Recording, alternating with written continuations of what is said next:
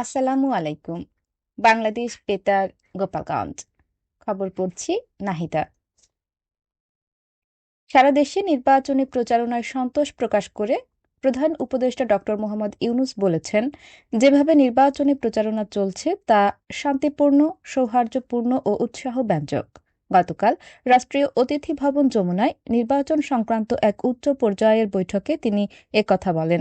সভায় আগামী ১২ ফেব্রুয়ারি অনুষ্ঠেয় জাতীয় নির্বাচন সামনে রেখে প্রস্তুতি, নিরাপত্তা বাহিনী মোতায়েন এবং সম্ভাব্য চ্যালেঞ্জ নিয়ে বিস্তারিত পর্যালোচনা করা হয়। প্রধান উপদেষ্টা বলেন, নির্বাচনী প্রচারণা দেশের রাজনৈতিক ইতিহাস ও সংস্কৃতির জন্য একটি অত্যন্ত ইতিবাচক পরিবর্তন। তিনি বলেন, ভোট গ্রহণের আর মাত্র ৪ দিন বাকি থাকায় সামনের সপ্তাহটি অত্যন্ত গুরুত্বপূর্ণ।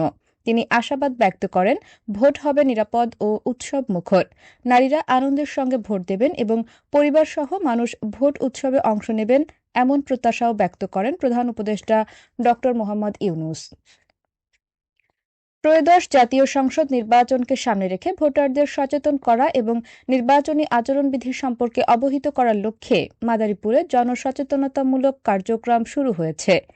গতকাল সকালে জেলা প্রশাসক মোহাম্মদ জাহাঙ্গীর আলম এ কার্যক্রমের উদ্বোধন করেন। এ সময় জেলা প্রশাসক বলেন, সুষ্ঠু ও শান্তিপূর্ণ নির্বাচন নিশ্চিত করতে ভোটারদের সচেতন ভূমিকা অত্যন্ত গুরুত্বপূর্ণ।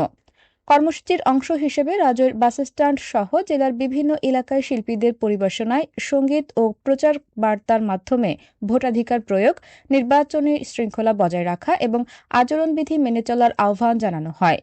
জেলা তথ্য কর্মকর্তা দেলোয়ার হোসেন জানান, ভোটারদের অংশগ্রহণ বাড়াতে এবং নির্বাচন সম্পর্কে সঠিক ধারণা দিতে এ কার্যক্রম গ্রহণ করা হয়েছে। তিনি আশা প্রকাশ করেন, এই উদ্যোগের মাধ্যমে সাধারণ মানুষের মধ্যে নির্বাচনী সচেতনতা আরও বৃদ্ধি পাবে। অবাধ, সুষ্ঠু ও নিরপেক্ষ নির্বাচন নিশ্চিত করতে এ ধরনের সচেতনতামূলক কার্যক্রম ধারাবাহিকভাবে চালিয়ে যাওয়া হবে।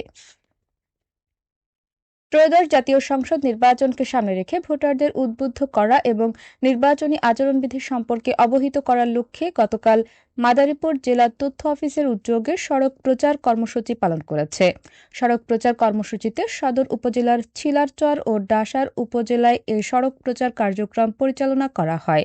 সড়ক প্রচারে ভোটাধিকার প্রয়োগের গুরুত্ব এবং নির্বাচনী আচরণবিধি মেনে চলার বিষয়ে সাধারণের মাঝে বার্তা তুলে ধরা হয়।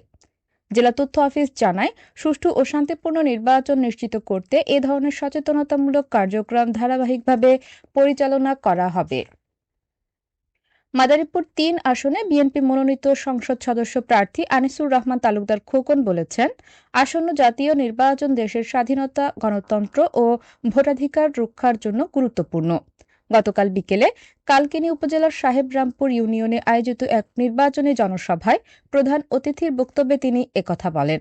আনিসুর রহমান তালুকদার খোকন বলেন, জনগণের ভোটের মাধ্যমেই রাষ্ট্র পরিচালনার দায়িত্ব নির্ধারিত হওয়া উচিত।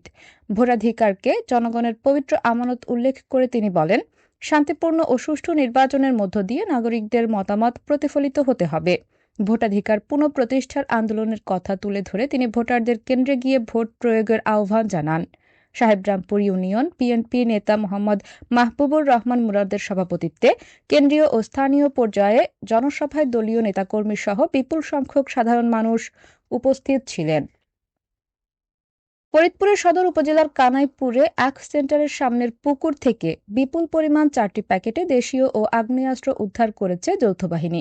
গতকাল সকাল থেকে বিকেল 4টা পর্যন্ত অভিযান চালিয়ে অস্ত্রগুলো উদ্ধার করা হয়। পরে সন্ধ্যায় এক সংবাদ সম্মেলনে ফরিদপুর সদর সেনা ক্যাম্পের মেজর সোহেল আহমেদ জানান, গোপন সংবাদের ভিত্তিতে কানাইপুর আখ সেন্টারের সামনে পুকুরে অভিযান চালানো হয়।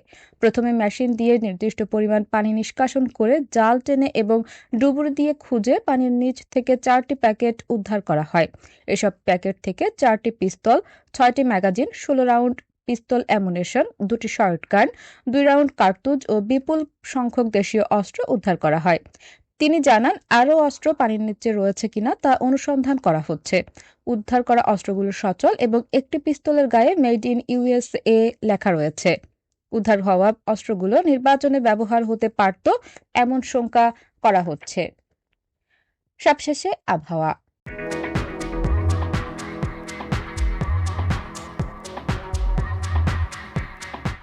আজ সন্ধ্যা ৬টা পর্যন্ত আবহাওয়ার পূর্বাভাসে বলা হয়েছে, দেশের অভ্যন্তরীণ নদীবন্দরসমূহের জন্য কোনো সতর্কবার্তা নেই এবং কোনো সংকেতও দেখাতে হবে না। খবর শেষ হলো। আমাদের পরবর্তী খবর প্রচারিত হবে আগামীকাল সকাল ৮টা বেজে ৩০ মিনিটে বাংলায়।